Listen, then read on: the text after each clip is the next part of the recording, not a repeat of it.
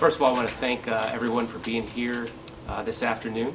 We're excited to share some information about a mobile app called SaferWatch. And I want to start off by saying, for a school district, what many might say is our #1 priority is educating our students. But all of that pales in comparison if we can't keep our students safe.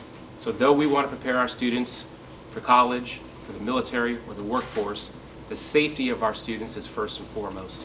And I want to say, as a school district, we actually have a dedicated safety division that really looks at making sure that we hit the statutes that are there by law, and making sure that we look at everything from active assailants to fire and safety, but a division that's dedicated solely to that. But I'd say, as a school district, probably at the heart of school safety is our connection with the Sheriff's Department.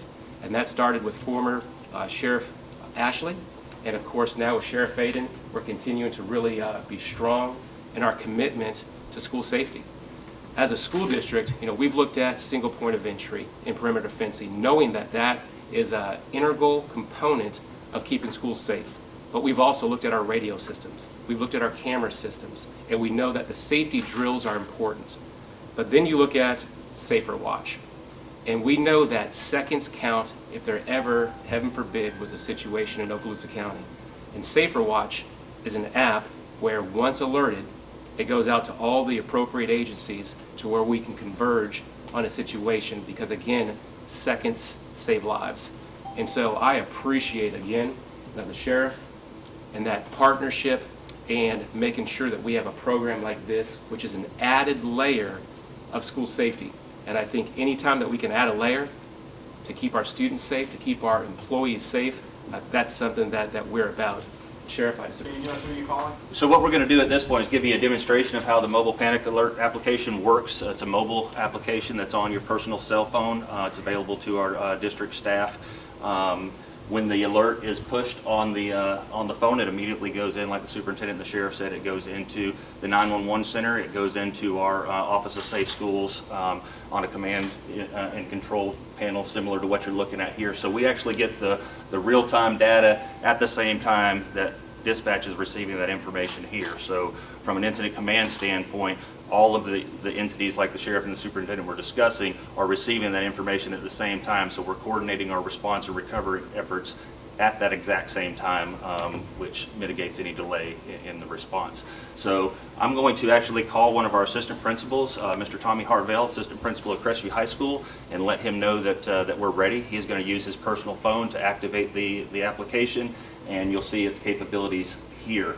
Talk a little bit about the capabilities. Not only does it actually send that alert as far as what the situation is, whether it be a crime in progress, an active assailant, a fire, a medical emergency, it also gives the user the opportunity to use their phone video as well as pictures in real time, upload those images or that video to dispatch. So responding units or those in command are receiving that real-time information, video, photos, whatever it is. So he's going to demonstrate that for us.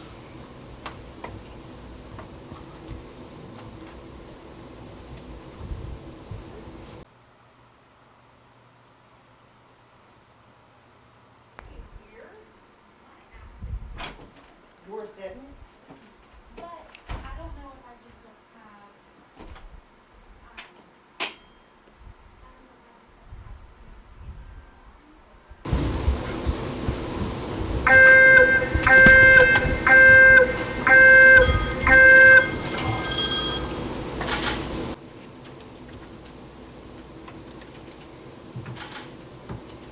So what you're seeing here is the alarm went off. It immediately went through the 911 system. It goes actually through the 911 system. It's not a separate monitored application there. It links directly to 911. You heard my phone ring. I received notification. Others, command personnel, both at the district and the sheriff's office, our youth services command staff, over our SROs in the schools, they all received that notification, so their phones all went off at that exact same time simultaneously, and now the call would be is being dispatched. You see it automatically pulls up a map here and location and pinpoints the location. I can tell you, having spoken with him and asked him to stand in this specific location here, that is exactly where it's being activated from. So not only can the dispatcher look and dispatch those units to the school, but can actually tell those responding units exactly what building or what position on the campus that individual is standing at. As you can see right here, Mr. Harvell has uploaded video. The dispatcher can click on this video now, play that video feed, and we're watching him stand outside and video the outside of his campus at this time. The application also allows the user, once they've activated that they can go voice with the 911 dispatcher and talk just like you would if you were making a regular 911 phone call, or you can actually hit and send text messages. For instance, if you were in a situation that you needed to remain quiet, you were hiding, that type of thing, it allows you the opportunity to still speak with those dispatchers real time without actually having to make any voice contact. Now, how we came about SaferWatch is, the Marjorie Stoneman Douglas mass shooting was a tragic event that happened in Broward County, February the 14th, 2018. 17 individuals were killed, staff and children in that event. There were a lot of deficiencies in our previous sheriff, who was already at the forefront of safe schools with the school district and having SROs in every school. The governor at the time saw to it that he had a lot of expert beliefs about school safety and his initiatives, so he put him on the Marjorie Stoneman Douglas Commission, along with a couple of other sheriffs, to see what the deficiencies were. One of the biggest things that's outside the school district is that we noticed the deficiencies down there in the radio system, which is one of the things that Sheriff Ashley was a proponent for with the half-cent sales tax, was to get us up to date and get us a modern radio system, which is one of the things that we're working on actively through our contract that was approved last year. On the other side of it was, what are the deficiencies that we could have enhanced on the security side? What came out of this commission is single point entry, enhanced school safety as far as the structures themselves with the single point entries and the gates and everything else that were implemented. But the other side is the camera system, and then the biggest deficiency was the fact that the 911 system was overloaded with phone calls. There were thousands of calls coming in, literally from citizens concerned, parents, other agencies, and there's only so many dispatchers. So the dispatch was overloaded, the radio system was overloaded. So how could we come up with this? Well, the governor enacted some legislation along with sheriffs that sat on that commission, and they enacted legislation that would make it mandatory for the entire state of Florida. It's not mandatory in other states. There are other states that use this capabilities, but mandatory in the state of Florida that all counties, all school districts would have this in not only their regular schools, but any charter schools as well. It was funded by the Department of Education, for those of you who wonder how it was funded. And there were 9 or 10 platforms that were looked at and vetted not only by our school district, but other school districts as well as the Florida Sheriff's Association. SaferWatch was the most recommended platform to use. It was the most efficient platform with the best capabilities, and so that's the one, after many demonstrations from other vendors, that the school district's team of experts such as Mr. Dean, Mr. Horton, as well as our staff and others that sat on that board to determine what was the best avenue and best vendor to go with. SaferWatch was the one that we chose, and obviously from a sheriff's standpoint, we had input because it comes through our 911 system. The big capabilities that you see is that, again, it doesn't overload our dispatch. We have a dispatcher that can receive multiple information at one time and be able to distribute that information.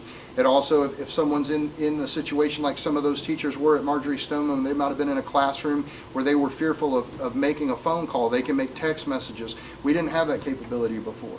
So the capabilities of this system are incredible. It enhances the security of our children, that not only is the superintendent, but our #1 priority. If they see something that's occurring, don't hesitate. Go straight to that app, call it, which then also initiates a lockdown, and then of course all the proper folks are then communicated with. So again, second saves lives, and this is a prime example of something that can get the word out right away. Tony, you got some positive feedback from teachers? I mean, do they feel safer with this?